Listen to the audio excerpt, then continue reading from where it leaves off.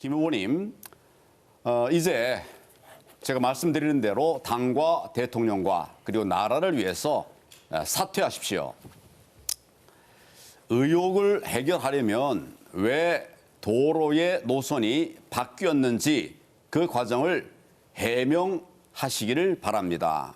권력형 토건 비리라 그러시는데 확실하게 그렇게 장담하실 수 있습니까? 법적 책임 지시겠습니까? 만약에 우리 황교안 후보께서 말씀하신 거짓이면 정치적 책임을 지고 정계 은퇴하시겠습니까? 자, 그런 쓸데없는 소리 하지 마시고요. 근데 저는 이 지금 김기현 후보께서 해명하는 태도가 더 문제다라고 봅니다. 이게 저는 그 이재명 대표의 태도와 굉장히 유사하다라고 보는데요. 혹시 지금이라도 장제원 의원이 안철수 후보님과 연대를 하고 싶다. 뭐 이렇게 하면은 장제원 의원님 받아주실 생각 있으십니까?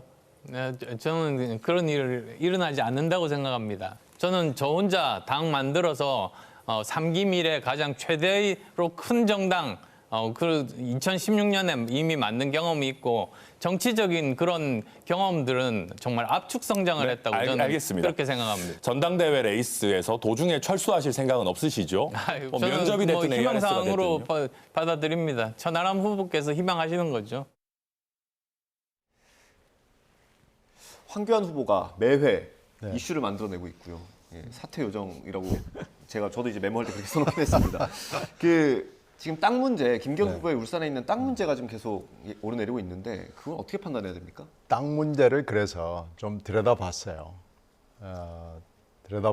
들여다본 결론은 이번에 전당대회 당락에는 큰 영향을 안 줄 수 있을 거예요. 그냥 이미 지금 보니까 전당대회 분위기나 여러 가지 조직면으로 봐서 김 후보가 굉장히 앞서 있기 때문에 네. 결선 투표를 하느냐 안 하느냐가 지금 관건이 아니겠어요. 네. 그래서 상당히 우위에 있는 건 맞잖아요. 그러나 대표가 됐을 경우 이 문제는 두고두고 아마 속을 썩일 것이다. 대표뿐만 아니고 국힘당 전체에 아주 곤혹스러운 지경이 될 것이다라고 예. 판단이 되고요. 이건 아마 계속 민주당으로부터 수사 요구를 받지 않을 수가 없을 겁니다. 이게 또 틀림없이 뭐 국정화 특검으로 가지 않을 그런 요구가 나올 거예요. 왜 네. 그러냐면 그 경위를 이렇게 쭉 95년, 98년도부터 쭉 보면은 굉장히 오래됐지만 지역에서도 그렇고요. 그냥 우리가 바깥에서 이렇게 울산을 들여다볼 때도 그렇고 너무나 의심스러운 대목이 많고 김기현 후보가 지금 계속해서 여러 번 TV 토론에서 저렇게 공박을 당하면서도 결정적으로 시원한 해명을 내지 못하고 있습니다. 오늘 또 기자회견을 했습니다만 예. 똑같은 얘기를 되풀이하는 거예요. 시원하게 이것을 풀 수 있는, 해명할 수 있는 방법을 찾지 못하고 있는 게 원래 95년, 98년도부터 이루어진 일이 뭔가 의심이 가고 뭔가 구린 냄새가 납니다.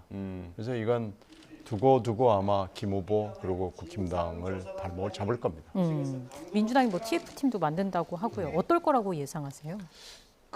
지금 말씀 플러스해서 드리면 네. 지금의 정부 여당은 일종의 정치권에 대한 부패와의 전쟁을 벌이고 있거든요. 네. 뭐 당장 이재명 대표에 대한 구속영장의 문제도 있습니다만 얼마 전에 구속영장이 청구됐던 노웅래 의원, 이하경 의원 이렇게 현재 정치권 연류 인사들에 대한 부패 의혹에 대해서 여러 건의 수사가 진행 중인데 문제는 그렇다면 이런 부패와의 전쟁을 치르는 쪽이 깨끗한 손이어야 된다는 것이죠. 네. 그래서 김기현 후보께서 빨리 깔끔하게 이 부분에 대해서는 의혹을 털고 가는 게 맞다라고 생각을 합니다. 이게 구체적인 설명이 안 나오면 계속 이어질 야당 쪽에 대한 어떤 부패 수사와 관련해서 야당에서 항상 이걸 갖고 역공을 할 가능성이 높거든요. 네. 그러다 보니까 이제 민주당에서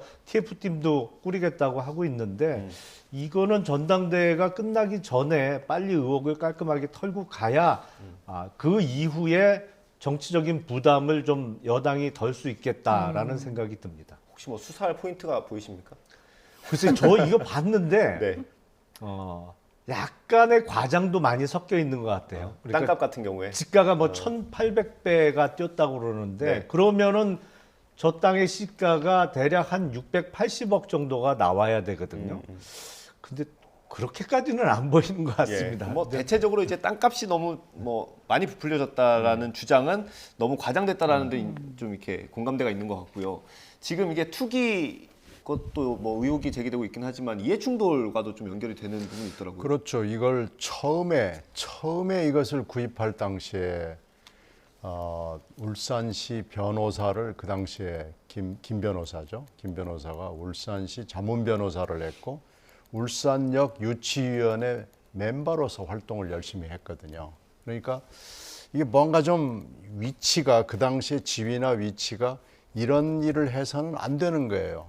일종의 NGO 활동을 하면서 그 이해 충돌이 지금 심각하게 일어나는 이게 뭐 위법이냐 아니냐를 떠나서 윤리 도덕적으로 좀 문제가 있는 짓을 했고요. 예. 그리고 2008년에 총선에서 이 부분에 대해서 막 그 후보끼리 토론이 붙었는데 그때는 또 거짓말을 한 거예요. 변호사비로 대물로 받은 것이다라고 그랬는데 근데 명백하게 샀거든요. 처음에 살 때는 또 그 당시 변호사 사무실을 할 때 그 사무장의 이름으로 샀다가 다시 또 명의 변경이 됐고 그래서 이게 하여튼 지난 한 몇십 년을 놓고 보면은 해명이 왔다 갔다 하고 물론 1800배는 좀 튀긴 건 있지만은 분명히 또 뛰었습니다. 그리고 분명히 그 도로가 또 그 땅으로 났고요. 거기에 또 NGO 활동을 했고요.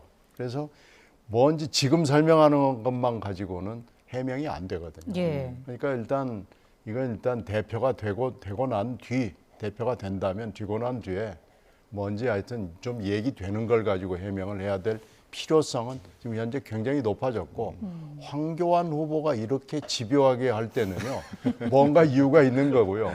황교안 후보도 같은 검사 출신이에요. 예. 그리고 본인이 내가 직접 봤다, 가서 보고 조사했다라고 얘기하기 때문에 이거 지금 심상치 않습니다.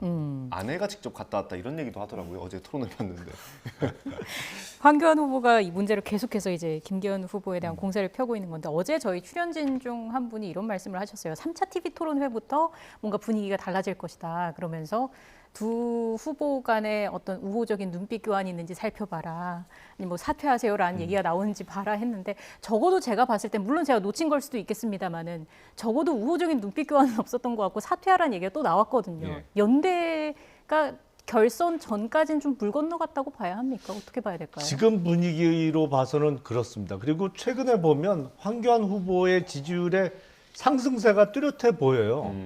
그게 그리고 그 이번 전당대회 관련해서 당대표나 아니면 최고위원 후보로 출마했다가 초반에 컷오프된 분들 있잖아요. 네. 그 상당수가 유튜브 뭐 구독자 수십만 명 이상의 유튜브를 운영하시는 사람들이 많은데 예.